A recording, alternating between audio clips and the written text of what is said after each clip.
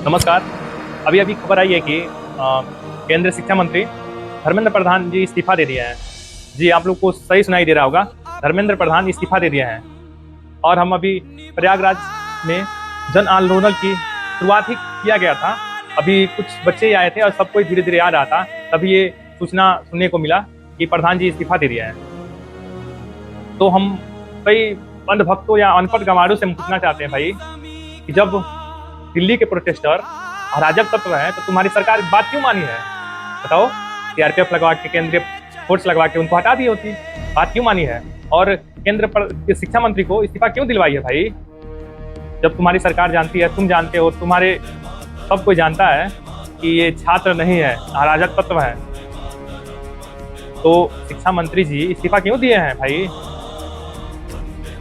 तुम लोग जो ये अंधभक्ति तुम्हारे सर पे चढ़ी है ना, बहुत जल्दी उतर जाएगी, समझ रहे हो भाई? हमको समझ नहीं आ रहा है कि इतना न्यूज़ चल रहा है, शुभांकर मिश्रा जी बोले हैं, न्यूज़ पिंच वाले बोले हैं, और सारे कवरेज आपको दिखाए हैं कैसे बच्चों को पिटाई की जा रही है, लड़कियों के साथ गलत व्यवहार किया जा रहा है। ये तुमको समझ में नहीं आ रहा है, दिखाई नहीं दे रहा है भाई? क्या तुमको समझाया जाए?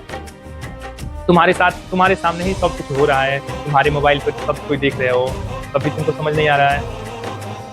अनभक्ति की कौन से मॉडल पे खड़े हो भाई? थोड़ा तो अनभक्ति को निकाल के थोड़ा ठंडा मन से सोचो कि इतने ज़्यादा बच्चे जहाँ इकट्ठा हुए हैं, सरकार में कुछ ना कुछ तो कमियां होगी तभी तो इकट्ठा हुए हैं। लेकिन तुम तो अपने दिमाग से सोचते नहीं हो, तुमको जो पढ़ा दिया गया है, जो दिमाग में पढ़ दिया गया है, उसी को सोचते हो कि यही सही है। बताओ, कुछ तो अपनों दिमाग से सोचो। बच्चे क्यों इकट्ठा हुए हैं? पेपर लीक हो रहा है तभी नहीं इकट्ठा हुए हैं भाई। मान लो कि हम ही पढ़ रहे हैं और आज देखे हैं कि कोई नेता पोस्ट किए थे कि नीट का पेपर कैंसिल हुआ है, तो थोड़ा बच्चों में टाइम बढ़ गया है तैयारी करने के लिए। तो हम उनसे पूछ रहे हैं, आपके चुनाव में अगर चुनाव हो जाए, नतीजा भी घोषित कर दिया जाए और फिर से चुनाव को कैंसिल करके फिर से चुनाव के लिए बोला जाए कि फिर चुनाव होगा, तो आप तैयार होंगे? नेता लोग कुछ, नेता को छोड़िए भाई, नेता कुछ नहीं करेंगे। आप विषम परिस्थिति में रहेंगे तो कोई नेता नहीं आएगा आपको सही दिखाने के लिए। तो अपने दिमाग से सोचिए, अपने से विचार करिए, क्या सही है क्या गलत है। हम कोई पार्टी की ओर से नहीं बोल रहे हैं, हम इलाहाबाद में रहते हैं, यही पढ़ाई करते हैं और यही पढ़ाई करने से हमको समझ है कि कौन सा पार्टी सही कर रही है, कौन सा पार्टी गलत कर रही है, कौन छात्रों के साथ है, कौन छात्रों के साथ नहीं है, सब हमको समझ में आता है। लेकिन तुमको यही हम समझाने की कोशिश कर रहे हैं, भाई थोड़ा अपने माइंड से भी सोचो, विचारो, ये अनभक्ति करना छोड़ दो। हाँ, बीजेपी को हम प्रशंसा कर रहे हैं कि बीजेपी सड़क, बिजली आदि सुविधाओं में बहुत अच्छा काम कर रही है, लेकिन ये बात न मानकर और लाठी चार्ज करवा के सबके नज़रों से, सब विद्यार्थियों की नज़रों से वो गिर गई है। भाई कहना तो सही साफ बोल रहे हैं हम, सब छात्रों की नज़र से गिर गई है।